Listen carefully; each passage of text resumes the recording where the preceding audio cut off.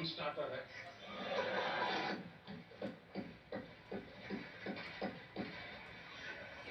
न तो लिफ्ट हो रहा है न वो लॉन्च हो रहा है।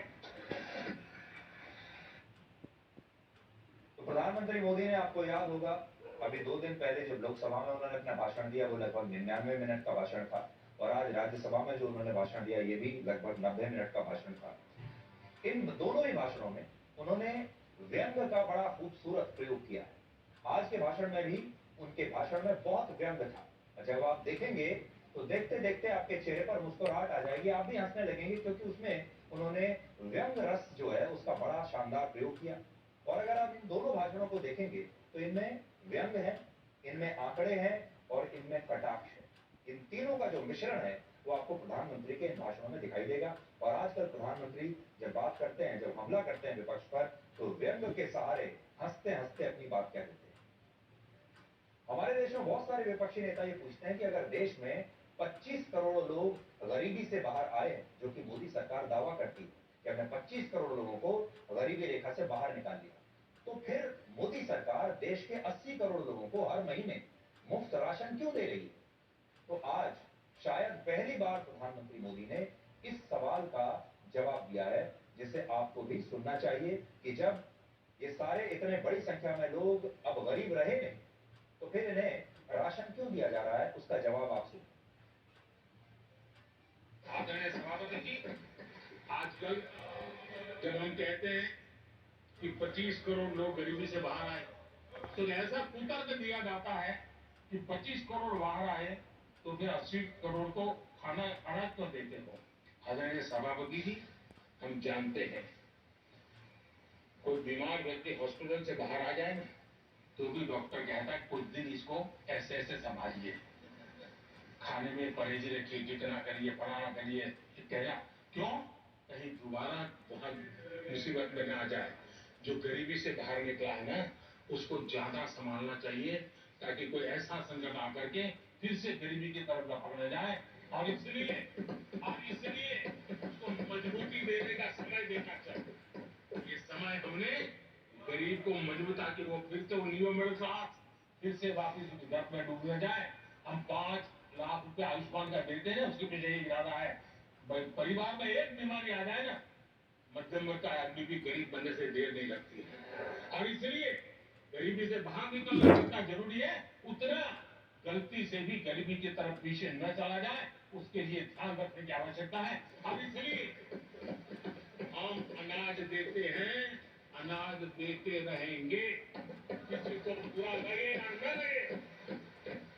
25 करोड़ गरीबी से बाहर निकले हैं, न्यू मिडिल क्लास हुए हैं, लेकिन मुझे समझ है, मैं उस दुनिया जीत करके आया हूं, उनको जरूरत ज्यादा है, और इसलिए हमारी ये योजना चालू रहेगी। तो आज काम की बात यह है, और खासतौर पर उन 80 करोड़ लोगों के लिए काम की बात यह है जिन्हें सरकार अभी राशन दे रही है, मुफ्त में अनाज देती है। और काम की बात यह है कि ये जो राशन की स्कीम है, आपको जो मुफ्त अनाज मिल रहा है, ये आगे भी ऐसे ही मिलता रहेगा, ये योजना बंद नहीं होगी। ये एक बड़ा ऐलान है और बड़ी बात है। आज देश में एक और भाषण की चर्चा हो रही है, और वो भाषण उत्तर प्रदेश के मुख्यमंत्री योगी आदित्यनाथ ने उत्तर प्रदेश की विधानसभा में दिया है, और कहा है कि महाभारत के काल में पांडवों ने कौरवों से सिर्फ 5 गांव मांगे थे, जिसे कौरवों ने देने से इनकार कर दिया था, और इसी के बाद पांडवों और कौरवों के बीच महाभारत का युद्ध लड़ा गया। लेकिन आज देश का बहुसंख्यक समाज जब अपने सिर्फ 3 अयोध्या, काशी और मथुरा मांग रहा था, तो इसके लिए भी लोगों को गिड़गिड़ाना पड़ा। और आज जब अयोध्या में राम मंदिर बन गया है, तो काशी और मथुरा को भी अब भुलाया नहीं जा सकता। ये भी एक बड़ा स्टेटमेंट है। यही तो हुआ था अयोध्या के साथ, और यही हुआ काशी के साथ, और यही हुआ था मथुरा के साथ।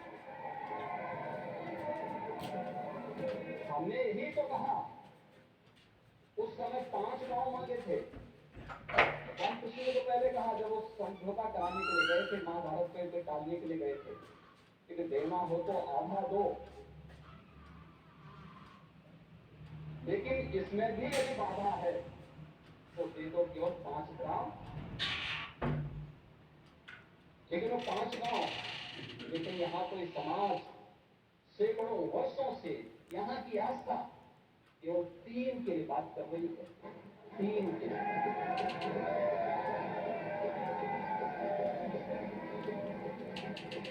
वो 3 के लिए इसलिए वे विशिष्ट स्थल है, वे सामान्य नहीं है, ईश्वर के अवतार की धरती है, असामान्य नहीं है, तो असामान्य यानी उसको सामान्य स्तर पर नहीं मान सकते, लेकिन एक जिद है, और उस जिद में जब राजनीतिक उसमें तड़का पड़ने लगता है और वोट बैंक बनाने की राजनीति होने लगती है, तो वहीं से फिर विवाद की स्थिति खड़ी होने लगती है। यानी लोक आस्था, भारत के अंदर लोक आस्था का तांडव, बहुसंख्यक समाज गिड़गिड़ाए, ये पहली बार देखने को मिला। दुनिया देख रही है, स्वतंत्र भारत में काम पहले होना चाहिए था, 1947 में प्रारंभ होना चाहिए था, और उस आस्था के लिए बार बार गुहार लगाता रहा। हमने तो केवल 3 जगह मांगी, अन्य जगहों के बारे में कोई मुद्दा नहीं था। अयोध्या के लिए, और देखिए अयोध्या का उत्सव लोगों ने देखा तो मंदिर राजा ने भी कहा भाई हम साहिब विचार करें।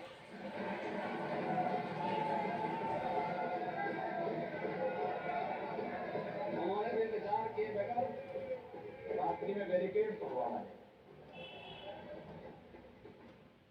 और हमारे कृष्ण कन्हैया कहाँ मानने वाले हैं।